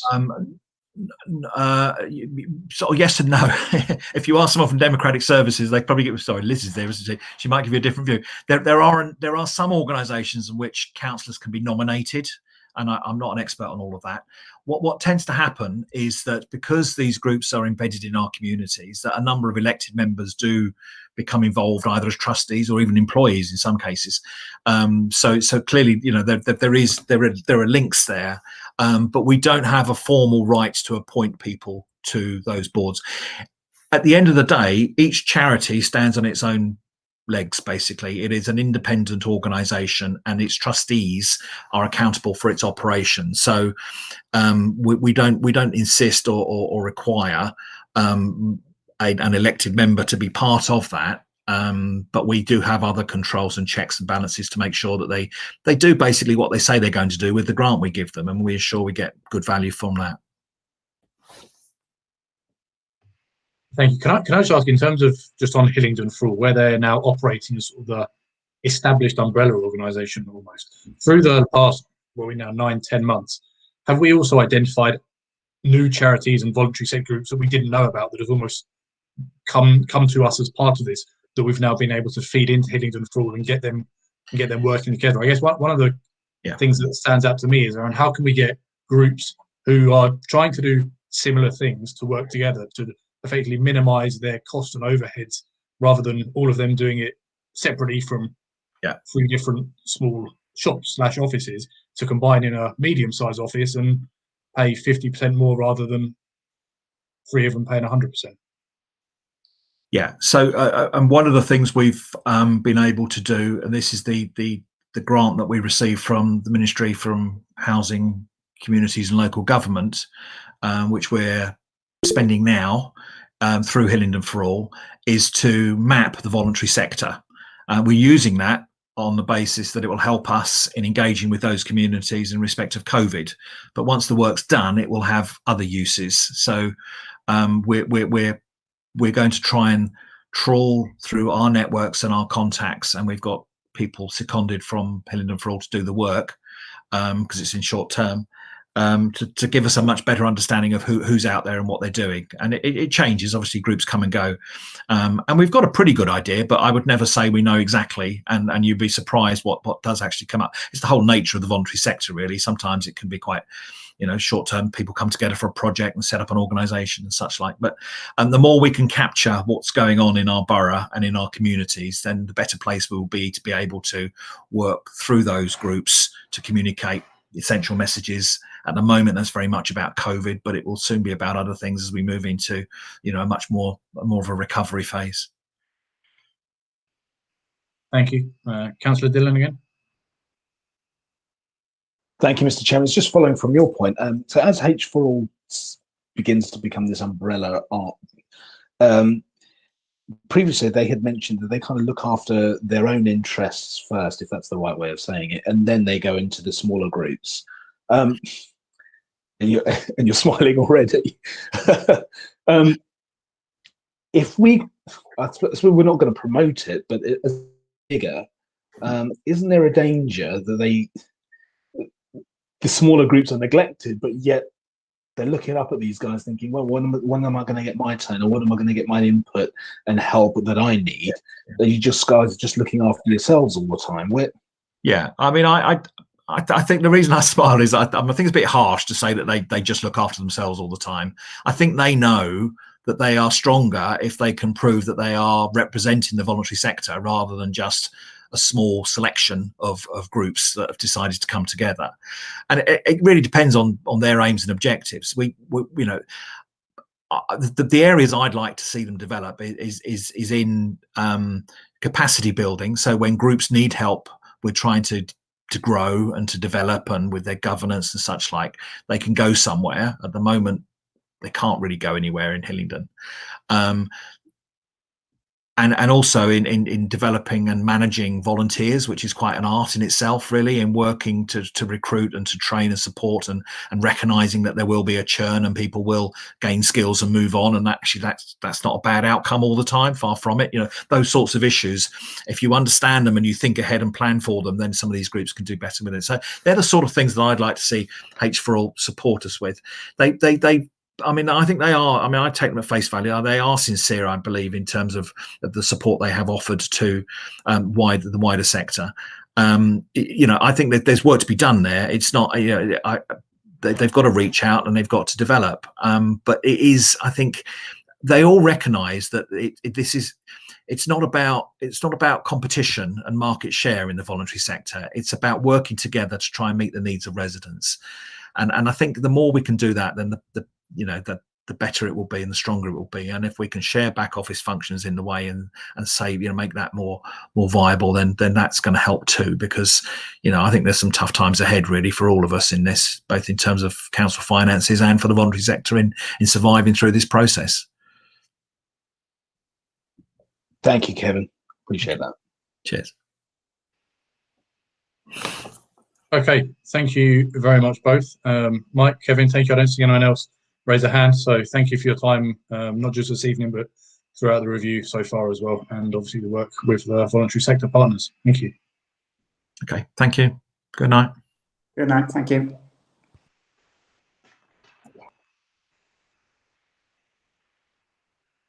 Okay, so from this, now move to agenda item 6, which is on the part B that was sent out separately on the supplementary agenda.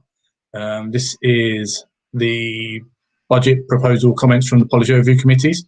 So within this, the reason this was slightly delayed was because we were waiting for all of the comments to come in from the other committees, some of which only met last week.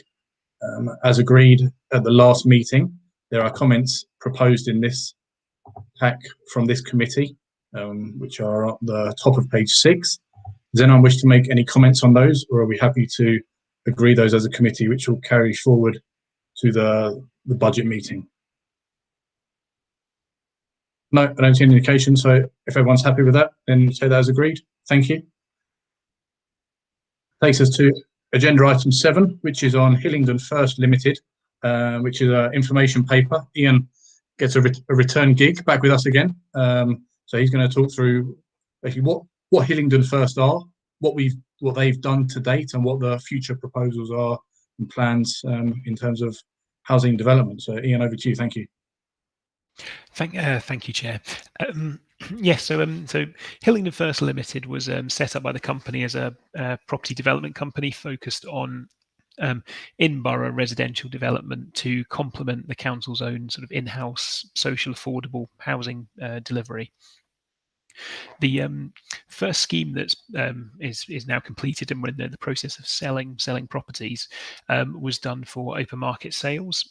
The other thing that we can do with the housing company that the council wouldn't normally do within the council itself is we can market properties as sort of for market rents. If I've said the word market about 10 times in one sentence there. So we can rent units at market values and thereby secure a greater return that can support council services more widely, and also support in the agenda of delivering quality housing for residents.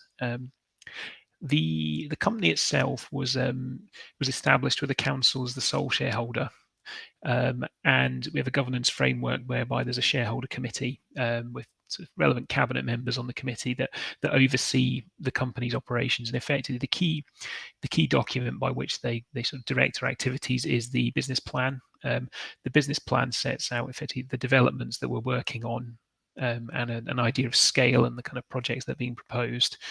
And what that ensures is that effectively as a company we are working towards the council's objectives. It's also worth noting that the company is wholly sort of financed by the council, so we don't have any sort of other shareholders, partners. We don't have any sort of lending from other organisations, so we're wholly funded by issuing shares to the council and also borrowing money from the council. The company itself as an entity doesn't employ any staff. Rather, the company will buy in the relevant support services from the council in the main, although we will also use third-party providers where it's appropriate. And what that means is that the company is effectively a vehicle that's there that, should the council have smaller or larger ambitions for housing developments of the nature that the company can deliver, it can be scaled in a way that a sort of fully standalone operation wouldn't necessarily be able to do. The first project is on a plot of land that was for a long time called Plot B, adjacent to South Ruislip Library, but is now Victoria Place with the lovely Kipling and Burnett houses. And I can direct you to a website if anyone's interested in a new property. So we've delivered 31 flats there. We achieved practical completion on the site in January. This is later than originally planned, as COVID-19 in the last spring and summer definitely impacted on both the supply chain for our design and build contractor, and also sort of the operations of actually working on a building site. However, sort of subject to finalising kind of contract sums and everything as we reach the end of the project, we're still on budget, so that the COVID delays didn't adversely impact on the cost of the scheme, and the units are retailing for higher than we'd originally expected. So it means that on the scheme overall is on track for something like a £1 million pre-tax profit. So we've effectively invested £10 million of council funds in building out this development, and the council will be able to get closer to £11 million back from the company. We, as a company, we have also we're in the process as we speak of appointing a design and build contractor for our second development. So this is a smaller scheme, so it's 5 houses in St Helens Close in Cowley. Once we've sort of confirmed a sort of a choice of development partner there, we will be looking to launch the scheme, and so effectively by spring 2022 we're expecting to have those units up and running, and again available for sale. The pipeline of sites available for Hillingdon First to develop, in a sense, is really the surplus assets that the council owns. We're not, as an organisation or as a company, we're not looking yet at kind of acquiring third-party land. There's already developers out there that are doing that, but what we are is we're a mechanism by which the council can, if it, retain a bit more of the development gain on those sites that were previously used for council purposes and are no longer required. As a sort of final comment from me before I sort of pass back to the committee for questions, I'd note Hillingdon First Limited as an operation is much smaller than some of the sort of high-profile local authority housing companies, which are sort of all over the sort of local authority and particularly sort of public finance press at the minute. And we've had a very clear focus from the beginning on I suppose, safe local residential schemes rather than acquisitions of commercial units, hotels, slightly more sort of exotic development proposals. And what that means, obviously, there's a lower level of financial reward to the council from that kind of development, but similarly there's a lower level of risk. And in developing the company, although there is an ambition that it can provide a contribution towards supporting council services at the same time as delivering housing, we're not in a position where the council as an organisation is materially reliant on returns from the housing company to keep core services operating. And by way of example, we were anticipating out of the £230 million that we spend on core general fund services every year, the only sum we'd included in the budget so far is an expectation of a £400,000 dividend coming back from the company. So while we expect to be able to pay a higher dividend once the South Ruislip scheme is complete, it in no way is a sort of it's by no means the largest contribution towards the council's finances. I suppose the final bit I should say is, and there's some lovely pictures in the report of our nice development now that it's all up and running, including the penthouse views across the field behind the development. But I suppose that's my run through. Obviously, there's the paper as well has a little more information. But I suppose at that point, Chair, I'll hand back to the committee for any questions. Thank you. Anyone have any questions? Councillor Farley, first of all, please. Thank you, Chairman. I'm wondering if you could provide the committee with the objectives of Hillingdon First, with my first question, please. Thank you. Cool. So the Hillingdon First was set up, and this is included within our sort of articles of association, is we are intending to deliver high quality housing for Hillingdon residents and deliver a financial return to the council. Thank you. The developments that have been, well, the South Island one, which is almost done, and the one that's proposed for Cowley, they are for sale. There's no social housing in there at all. I'm wondering how, with one, is it the intent that there will be social housing being built by Hillingdon First for use by residents, particularly when you consider how you square that with the intent for residents. We know that we've got limited housing stock, council. We know that people are paying for renting extremely high rents in the borough, and obviously that adds to therefore the taxpayer burden in terms of paying out benefits for housing benefit and so on and so forth. So I want to know whether there's an intent there for social housing, please. Thank you. Thank you, Councillor. So the schemes we've delivered to date. So the South Ruislip scheme was originally envisaged in the miss of time, as it was it was the second half of the scheme that built South Ruislip Library, whereby there was units which above the library which were sold as sort of discounted units to local residents. So what the company sort of picked up as a planning permission was I suppose the more commercial side of that development. So sort of by way to explain why that scheme didn't have specific affordable units on it. With St Helens Close, it's a very small site, so it falls below the sort of the specific requirement for affordable units on the planning side. What I would comment on St Helens Close is that's land on, well, it's housing revenue account land, which did not appear viable for an in-house development within the HRA. So the company in buying that land has paid sort of I believe it's I think it's £325,000, but I'll confirm that sort of for the minutes, to the council's housing revenue account, which therefore is available to support investment within the HRA. As we work up more schemes going forward, it will depend on the individual sites and how they're structured. But for any larger developments, we will be sort of governed by a need to deliver affordable housing.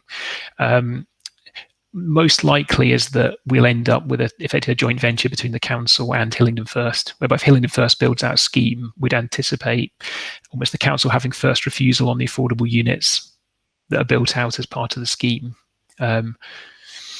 So we're not. So the company itself, though, doesn't have a specific mandate to deliver affordable units. That would normally be done by the council itself. The company is there more to complement the delivery of those affordable units. Okay, thank you. So just the distinction between what is affordable, like market rate and so on. It's not necessarily affordable in that sense. So yes, it's something that we know the stock council. So it's how we are, or how Hillingdon First will go down that route. Obviously, you need more projects and so on and so forth. So if that's something that that could be done, would be great. Just as some other sort of quick questions as follow up. With the surplus land, I don't know how that's determined. That's just sort of identified and given to Hillingdon First, and also with any new projects, is there any control over things like cladding as well as one particular thing? Is to make sure that buildings that go up don't have dangerous cladding attached to them, and also things like control over sort of buy to let, where we or controls over that is whether we're actually sort of trying to get people to buy them to live in rather than buying them and to hike up rents and make it even less affordable for people, because again it's then contrary to the intent of Hillingdon First on its objectives. Thank you. So thank you, Councillor. So in terms of in terms of the sort of future use of the properties, it's not something we've addressed so far. But we will. I'll take that thought back, if that's the way to put it, around actually is that something that we should be looking at. I think where we're potentially limited as Hillingdon First is that we would.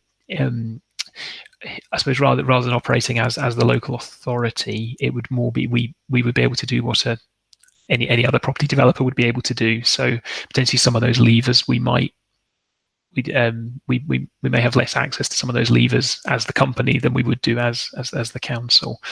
In respect to your first question there, sorry, can I get you to repeat it? Sorry. Sorry. Trying to remember myself now. Yes. So essentially, it was about how surplus land was determined, and also about making sure that we don't put that any buildings that are produced don't have dangerous cladding and whatnot attached to them. Thank you. Cool. Thank you. So surplus land. So the surplus land. So the council has established processes through the strategic property governance group, whereby effectively sites are identified, and together with sort of executive members, sort of decisions are taken about actually there isn't an alternative use for this land, and actually disposing of it offers a better return in the round to the council that gives us funding to support other investment. At the point that a site's been declared surplus, in effect, that as a board of directors for Hillingdon First, as we're also involved in the SPG processes, we know that land's out there, and what we would do is as a company, if we thought we could work up a viable scheme, we would seek a sort of an independent valuation of the land, and then almost that is an offer to the council to consider. So the transfer of land, any transfer of land from the council to the company, will have been subjected to effectively either, although we've not had this today, either sort of market testing, or it will be done on the basis of an independent Red Book valuation, which means that effectively the council is not receiving less consideration from Hillingdon First than any other sort of third party purchaser of the land. But what it then does get is it gets almost a future revenue stream of some kind, whether that's from the sale of the units and the profits, or a longer term if there's a rental set up, that there would be sort of more cash coming back to the council. In terms of sort of safety standards on developments, so we are we're sort of calling on expertise from the council's own in-house construction team. Where appropriate, we're just employers agents who also work on council-run schemes, if that's the way to put it. So we've got the relevant professionals in the room and overseeing the projects. We will also through the effectively we will when we tender for a design and build contractor each time, sort of we're using sort of standard contract forms, and in fact the nature of the way those projects are run isn't that different in practice to the council's in-house schemes. Thank you, Ian. A couple of members indicated, so in order we will go Councillor DeVille, then Councillor Bridges, Councillor Dillon. Councillor DeVille, thank you. All right, Ian. I'm just wondering, how many units are we thinking we will get each year? So we thank you, Councillor. We haven't set out sort of a goal in terms of numbers of units to deliver. We were rather being led by where we do identify these surplus sites. We'll look at what can fit on them and then build it out. So it's not that the company has we're going to deliver 200 units over 3 years or something. What we do have, so the budgets that were sort of that have been set for the current financial year and at the minute are in sort of draft for the new financial year, had a total sum of £50 million sort of earmarked for Hillingdon First spending going forward. We delivered 31 units at South Ruislip from 10 million of investment. So we're looking. There's enough money in the budget for us to deliver probably something in the region of 150 units, which could then be, effectively, whether those are then sold, bought back for affordable use, rented. Kind of, we haven't got firm plans there, so we'd look at them, almost case by case, and see where we could offer the greatest returns. Oh, thank you. One other thing: will we use any brown sites? So we haven't yet. I would. I think obviously when the company enters into the land transaction, we do our sort of due diligence and actually call upon the borough's own legal team to support us in the property transaction, so we can make sure that we're sort of dealing with any particular risks around the land. I suppose the other aspect to that would be that to date we're only looking at council-owned land, so we'd have there would be the kind of institutional knowledge of the history of the land in both cases. Okay. Thank you very much. Thank you, Councillor Bridges. Thank you, Chairman. I was going to ask a question. I think it's already been answered, though, in regards to building control. We've heard, it might have been on this POC or another POC, about the good work that we're doing from a building control perspective, and we are competing with third parties. I assume as Hillingdon Homes Limited, we are using our internal resources to building control. And the second point I was going to ask was in regards to the housing target set by the government and the Mayor of London. Does these developments co-opt in with our other developments and purchases elsewhere? In terms of the building control question, I will clarify. I believe we have used Hillingdon building control, but I'll confirm that's the case. In terms of the new targets for affordable units, so schemes we've delivered to date have been effectively worked up and through the planning process, kind of in advance of the new thresholds, or the new sort of splits between affordable and other units. As we go forward, I think the council will need to have a look at how effectively across the public sector land that we are disposing when putting out there into the market, how we would be delivering sort of 50% affordable homes. I think given that we have substantial, or the council, sorry, I should watch how I use the word we in the context of Hillingdon First. The council has a capital programme with significant investment in housing stock on its own land for social and affordable housing purposes. So I think Hillingdon First would effectively take on a site, and it would come with effectively the council's view on what the affordable split needs to be on that site to comply with the council's wider strategy. Thank you, Ian. And Chairman, if I may just follow up on that, I think this is a fantastic initiative that we've participated in. And at the end of the day, this is a business that should make profits. So I do take the point that Councillor Farley's making about social housing, but that is the part is to make profit, and hopefully with those returns use it to offset against our council expenditure.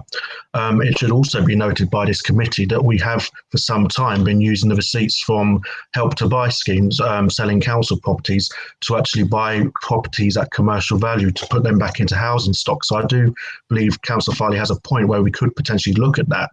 If we are using this development to build housing, it doesn't really make sense that we're also buying other properties elsewhere at full market value to use for housing stock. There may be a bit of joint up thinking there as an opportunity. Thank you, Councillor. Yes, I'd agree. So we are. So we do. At the point that we start to think about schemes and what's out there, we do sort of proactively consider them. If we are looking at sites where there would be affordable units involved, we'll almost if our housing revenue account would have first refusal on those, and sort of clearly there needs to be a sort of. It needs to be a commercial transaction, as any disposal of units would be. But clearly, yes, we have a ready-made customer for the affordable units we're delivering. Thank you, Councillor Dillon. Hi, Ian. Hope you well. I should know the answers to this question, but I don't. I apologise. The money, for instance, the 50 million earmarked. Does that come from the housing revenue account or the capital account? And the profit, and this is with your council hat on, where does the profit go into? Capital or housing revenue? Cool. So it's general fund money. So it's not. So the housing revenue account wouldn't. If we're doing it through the housing revenue account, it would have to be affordable, and it would all be affordable. So this is the council operating in its general capacity. So it's council's general fund. The initial investment is being financed through capital. So ultimately we'll be sourcing the funding from the Treasury. So the council will be sourcing the funding from the Treasury's Public Works Loans Board, in line with most of our other capital spending, and then effectively that funding is then passported, for want of a better word, through to the company through either the council purchases share capital in the company, or we have a loan agreement in place between the London Borough of Hillingdon and Hillingdon First Limited.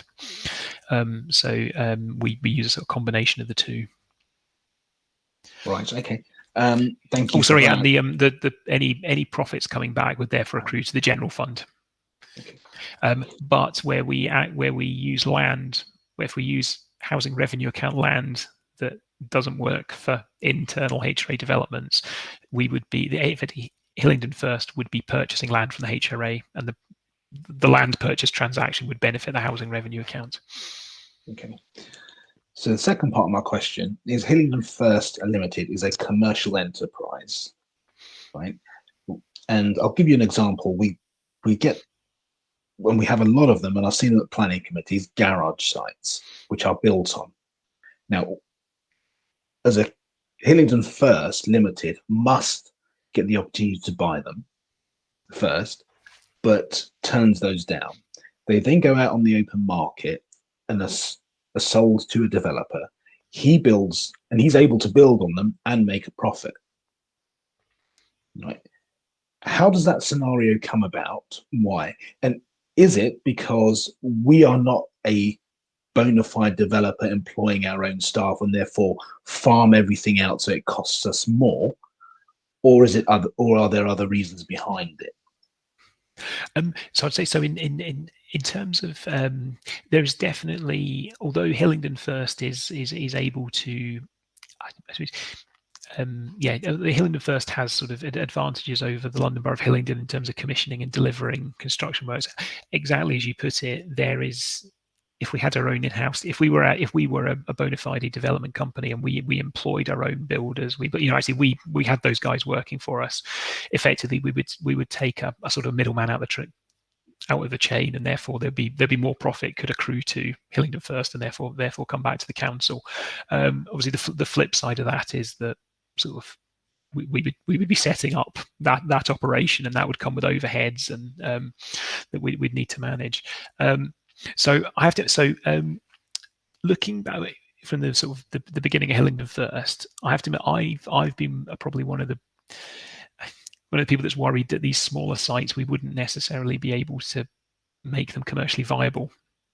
Like I said, we wouldn't be able to work. So the garage site's been a good example. Whereas actually the St Helens Close is the first scheme that we've taken through. So that is a former garage site that we've worked up, and actually having sort of gone out to market, looked at it, it is financially viable. So I think that scheme is quite interesting in the future of what we do with the garage sites, because I think that's for us, that if the South Ruislip scheme was a general proof of concept that we can go out and build something and do it in a way that works commercially, St Helens is our sort of tester for smaller sites, because we were worried that we wouldn't be able to sort of access the economies of scale that you get for building, say, 30 units when we're building 5.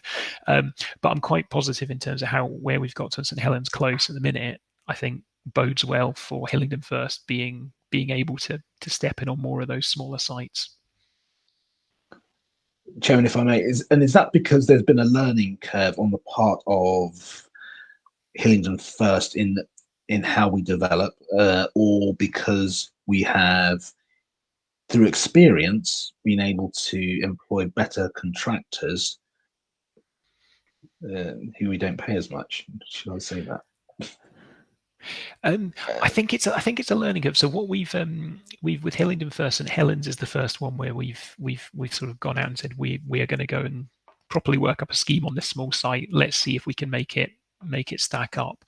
I think we've attempted with Hillingdon First to sort of not run before we can walk, if that's the way to put it. So it's definitely been a learning experience for all of us over the last couple of years as we sort of work the schemes up and feed them through.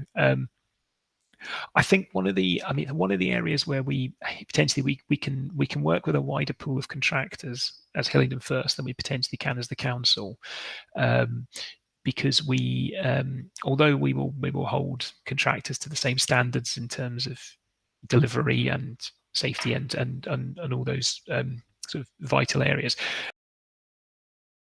because it's not a public sector organisation commissioning, we're not going through as onerous a procurement process on both sides. So in terms of the administrative burden, so if you look at maybe some of the smaller, more nimble developers, if that's the way to put it, would balk at a council commission scheme because they'd get the pack and it's, fill this in, you've got a week.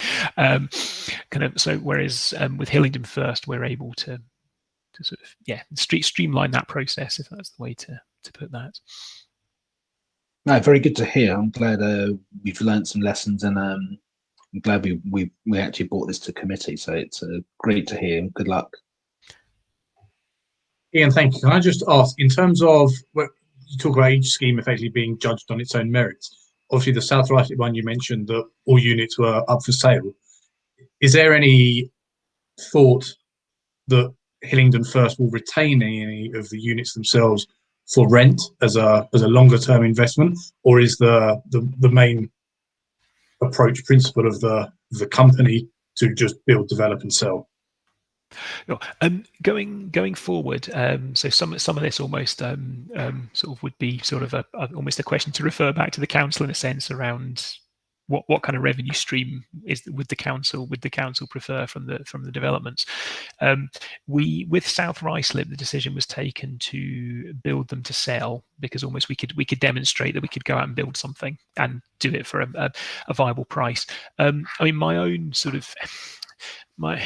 of, I don't know, sort of recommendation on this is actually the rental model, I think, gives the council a longer term asset, if that's the way to put it, and always something that will continue to support services in the longer term, rather than there being a sort of kind of one hit, here's the benefit, which although is beneficial, if we can continue to take a benefit in future years, that could be preferable. So the schemes we've worked up to date have all been worked up for sale. but we are, from the company's point of view, we're not averse to taking on a rental operation now that we've kind of mastered the build side, if that's the way to put it. Thank you. And where we said that, or where you said that the company objective is to build quality housing for Hillingdon residents, when we define Hillingdon resident, is that as in once they've purchased a place and have moved? I was going to say yes. It's not. There's no. There's no sort of pre-requirement, if that's the way to put. Yeah, they will become a Hillingdon resident once they bought one of our flats, I suppose I should say. They are not available for anyone to buy. Oh, so yeah, so they're available on the open market. So as Hillingdon First, we haven't placed any constraints on that. But no, I will have a look at that wording, because actually I appreciate when you've asked a question like that we potentially could just look at how we've worded that from a sort of presentational point of view. Yeah. Thank you. Councillor Farley and then Councillor Dillon again. Thank you, Chair. I just wanted to understand a little bit more about the recharge or the reimbursement mechanism. So obviously there's no employees, understood. So it's, how are you sort of determining how much to recoup or to recharge? So as a council, so we understand what we spend on support all our services, sort of, and have sort of quite sort of detailed sort of costing information in the background. So as this is a sort of an arm's length commercial transaction, the council recoups its full costs. So in a sense, if you take me, sort of, we come to a judgment as to how much of my capacity has been spent on housing company matters for the year, and then that drives the recharge, because we understand what I cost and we understand what the sort of the associated on costs on my time are. So we have a service level agreement in place between the company and the council, which effectively includes then sort of charging schedules based on accessing different kinds of services. But in all cases, the company's paying its way, and that's it's covering the costs to the council. So there's no sort of subsidy, if that's the way to put it. Within that, is there some sort of like opportunity cost sort of built into it? It's like what you're doing there, you're not doing there. So it's sort of like is it some sort of compensation for your time doing Hillingdon First work for when you're not doing council work? Not explicitly. But I think it's I think given the scale of the operation, I don't believe we've run into sort of prioritization issues, if that's the way to put it. And obviously, I think one of the advantages of us effectively, we are employed, although we have responsibilities towards the company. We are employees of the London Borough of Hillingdon, and therefore, so there are actions the directors need to take within the company to make sure the company's functioning as a company. But if it came, I suppose ultimately, if it came down to it, if there's an urgent service requirement, that would clearly be prioritised ahead of the sort of company commercial activity, if that's the way to put that. Thank you.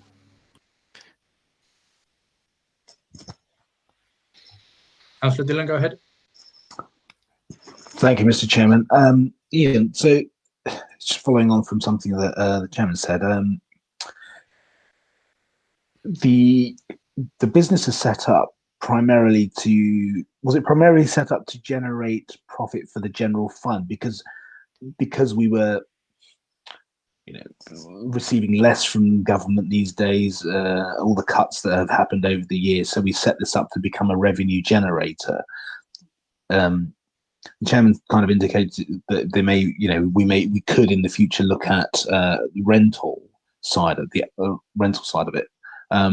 but that would therefore then generate less income, although have a return longer down the line, and that we could kill two birds and almost let it out as a council property, and in 20 years' time it starts to generate a profit and we're quids in, so we're killing two birds with one stone. Or are we better off having it help our general fund because of the cuts? So I think, yeah, so the idea of a housing company, similar to a lot of other authorities, we started to sort of entertain the idea of a housing company in light of reductions in government funding, and it was one of the potential levers available to us to secure a local revenue stream. So if we rent units from Hillingdon First, we would be renting them sort of at market values. So we'd be we'd be in a different marketplace, if that's the way to put it, to the council's kind of in-house operation. I suppose the challenge, if the company were to build units almost exclusively to sell back to the housing revenue account for use as social or affordable rented units, I don't think the business case would stack up, because almost the counterfactual would be that we would develop them in-house in the HRA, whereas if we run that operation, which we can do at cost, and then they become available housing stock, if we were building them sort of through Hillingdon First, the company would be sort of obligated to generate a financial return, as that's part of its articles of association. So we would have to generate financial returns. So effectively, any scheme that we were focused purely on delivering HRA units would make more sense to deliver in-house by the council, if that's the way to put it. But what it does mean is any scheme that has sort of affordable units as part of the mix, then sort of Hillingdon First is well placed to similarly transfer those back to the council for appropriate consideration. And then the funds that you borrow from government, are they received at a commercial bank lending rate, or yes, are they reduced? So the council, in a sense, the council sources money through whatever route it sources it, and that will be the cost it costs. So most when it's being sourced from the Public Works Loans Board, that is at effectively discounted rate. It's a government gilts plus a small sort of markup. All lending to the housing company is done at a commercial rate. So the council, I suppose, in a sense, to compensate for a level of risk the council has, because they're dealing with a commercial operation, there is a differential between what the council borrows in at, if that's the way to put it, and what it then lends onto the company at. Thank you, brilliant. Right, thank you. I don't see anyone more indicating. Councillor DeVille, you have a hand up on the screen, but I presume that's your one from earlier rather than anything new. Councillor Bridges, your final point. Yes, thank you, Chairman. Just a quick point. The report mentioned other authorities doing similar projects. I was just wondering if you had any sort of numbers of how many authorities are actually doing the same as us, and have we had any communication with other authorities to share best practice? In terms of other authorities, so there are. I can dig out the statistics and share them with sort of Liz to feedback. But I did see something fairly recently where it's something like sort of 70 or 80% of local authorities have some kind of commercial operating, some kind of company in place. I'll find the precise statistics. So there's been a general sort of move across the sector towards setting up commercial operations. We through sort of professional networks and kind of other events, we will, as officers, we will kind of compare notes on how people set up companies, how they operate, kind of what I suppose the kind of I don't know, the reflections, if that's the way to put it, of different authorities on how they've delivered things. One thing that I would pick up from a lot of what we've done, we've been very sort of measured in our approach to this as an authority. So you've got some authorities that have gone in with very, very sort of ambitious targets on day one. That is, we're going to deliver X 100 units, and we're going to do this, and we're going to pump this funding in, and we're going to get this level of return, and that's set in stone. And that almost, I think there's maybe the element of sort of running before you can walk, whereas we've very much come at it the other way, and we've sort of tried to let this grow organically as we understand the market and what we're working with. But no, I suppose the short answer would be, yeah, we do. We keep in touch with other authorities to understand what they're doing. Thank you very much, James. Thank you. Okay, thank you very much, Ian. Thank you again for your time. Thank you, members. Good lot of questions around that. I think that was more in depth than I probably thought it was going to be when we first asked this to come. So thank you for contributions and effort around it. Okay, so that takes us to agenda item 8, which is the forward plan. Hopefully members have had a chance to look at this. I know cabinet decisions and upcoming cabinet meetings, obviously the budget proposals coming before us or before cabinet in later this month. Anyone have any questions or comments on the forward plan? No, I don't see anyone, so we will note that, which then takes us to agenda item 9, which is our work programme. The next meeting is on the 4th of March, and at that meeting we are looking to discuss our findings from all of the witness sessions that we've held so far on our major review, as well as having an update on the local commerce, employment, job and skills and job creation item. Now, obviously, I think as we discussed at the time, following our review, circumstances changed across the board. So the recommendations we came up with at the time weren't particularly relevant. So I will work with Liz between now and that next meeting to see what sort of update we will actually get, whether there is anything tangible to bring to that, or if it's something that we need to delay further or just get a shorter note, depending on what officers say. I'll probably take a steer on that between now and then from James Roger and Nigel Cram. The other item we have at that is around performance improvement, and again, I'm happy to pick this up offline, but my understanding when we discussed this was that members were keen to look at how do we as a council use data, both in terms of information we receive from residents, so either in terms of feedback forms, but also from a wider perspective, do we use other sources of data, and how do we use that information to monitor our performance on services as a whole across the council? Councillor Harangi, you raised a hand. Yes, I know when we spoke about this, Chairman, it was also around years ago, and I don't know how things have changed. The council used to report on things like national indicators, and then there were local indicators looking at various departments and how they were performing, and just to get a bit of an update on what's reported on now in terms of the data, and then if something isn't doing very well, what are the remedial actions that are in place. So it's around performance monitoring, really, of services around the council.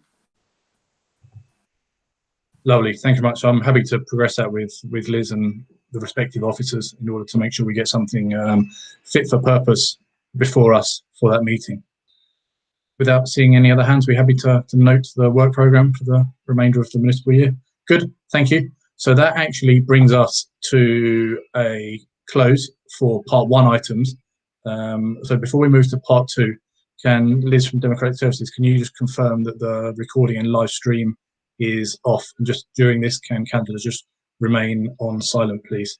Yes, Chairman, just bear with me one moment. I'll let you know when we're no longer live.